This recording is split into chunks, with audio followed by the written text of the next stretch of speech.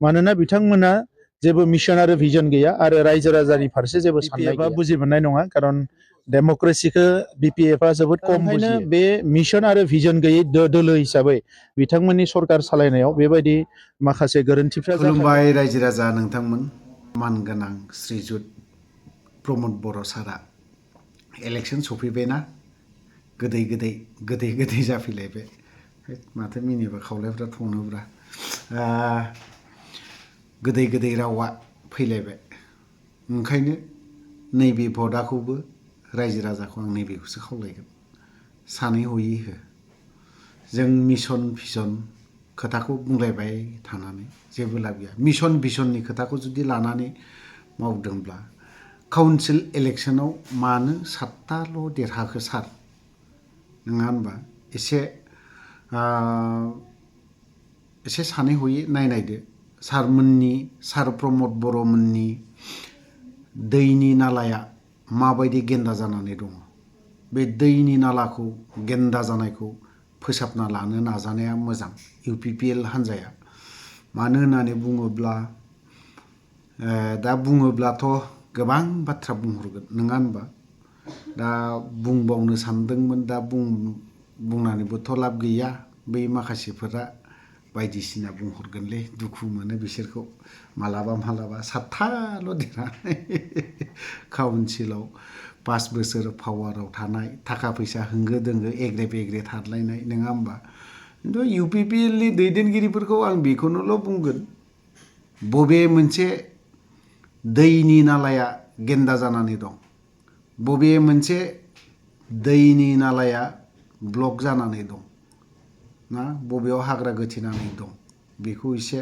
फोसाबनानै ला बिनि उनाव मिशन भिजननि खोथाखौ रायखांफिनोब्ला मोजां जागोन थ' गोलाव बाथ्रा बुङा मानगोनां श्रीजुत प्रमद बर' सारनि मा होनना बुङोमोनलाय CEM एक्सआवसो गोग्लैबाय नालाय CEM सारनि माखासे गोथाव राव बुंनायखौ एसे खोनासंनानै लानि नोंथांमोना सार प्रमद बर'नि सायाव मा कमेन्ट लिरनो गोसो नोंथांमोना लिरनो हागोन आङो गुबैयै जोंनि गोदान टंला समस्ति आरो आगुनि जोंहा बिटिसि हिसाबै सोलिबाय थानाय मदुइबारि समस्ति बिनि जोंनि माखासे बिबानगिरिफोरजों सावरायनायनि हाबाफारियाव नुजाफैदों आरो बयनोबो गोदान बोसोरनि आङो गाहाम हामलायनाय बावदों मागो दमासि फैगासिनो दङ बेनिबो गाहाम हामलायनाय आं बयनिसिमबो बावदों आरो बयबो मिजिंथिदों जे फैबाय थानाय समाव मोजां मोनसे परिबेसाव बयबो संसार जानो हागोन आरो आवगायलांनो हागोन इलेक्शन फैबाय इलेक्शननि थाखाय इउपिपिएलआ प्रिपेयार जागासिनो दङ आरो फैगौ जानुवारि दाननि जोबनाय फारसे जोंहा मिरु कनफारेन्स दङ आरो बे मिरु कनफारेन्सआवनो इयुननि हाबाफारिफोरखौ जोङो फोसावगोन बिटिसि सरकारा मोनसे डेम'क्रेसि नाथाय सिगांनि सरकारा मावना गालांनायफोरखौ उननि सरकारा फैनाय लोगो लोगोनो राजा बायदि गासैखौबो जोगारजोब्बाय बे बेलायाव मा बेफोर बाथ्राखौ बिपिएफआ बुजि मोननाय नङा खारन डेम'क्रेसिखौ बिपिएफआ जोबोद खम बुजियो आरो बिनिखायनो बिसिनि समाव माखासे हिंसायारि जाथायफोर बेबायदि गाज्रि थासारिफोरा जायो दा नंखायनो इउपिपिएलआ जिफोर खामानिखौ मावदोंमोन जोङो थानसालिफोर लुनायाव गिबि जों मदद खालामदोंमोन गोबां समाजनि गोनां फसंथानफोरखौ जोङो लुनायनि थाखाय सरकारनिफ्राय डाइरेक्ट मदद खालामदोंमोन एबा स्किमफोरखौ लादोंमोन बिथांमोना सरकाराव फैनानै गोबां लामा गोबां दालां गोबां फरायसालि गोबां जातीय अनुस्थानफोरनि जों होनाय स्किमफोर आरो लोगोसे बिथांमोनखौ नुनो मोनदों जे बे गोनां स्किमफोरखौ बिथांमोना दानजोबदों सुपार 50याथ' बिराद इम्पर्टेन्ट दा बावैसो जि रिजाल्ट जाबाय बेवहाय सा-70 जोंनि ओनसोलनिफ्राय सा-17 जोंनि ओनसोलनिफ्राय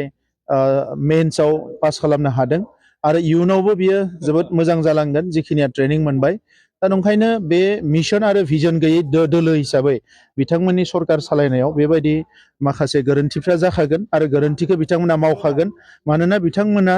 जेबो मिशन आरो भिजन गैया आरो रायजो राजानि फारसे जेबो साननाय गैया दा नंखायनो दिनै जौ जुवा बायदिसिना थासारिफोरा बिराद बारा जानो हमदों दा बेखौ लानानै रायजो राजाफ्रा बयबो नुदों आरो UPPLआ बेबायदि थासारिजों जों मालाबाबो कमप्रमाइज खालामनाय नङा जोङो जोंनि एजेन्डाखौ लानानै जों खामानि मावलांगोन टंला समस्तियाव बिजाथि जाबाय नामा बिजाथिखौ जोङो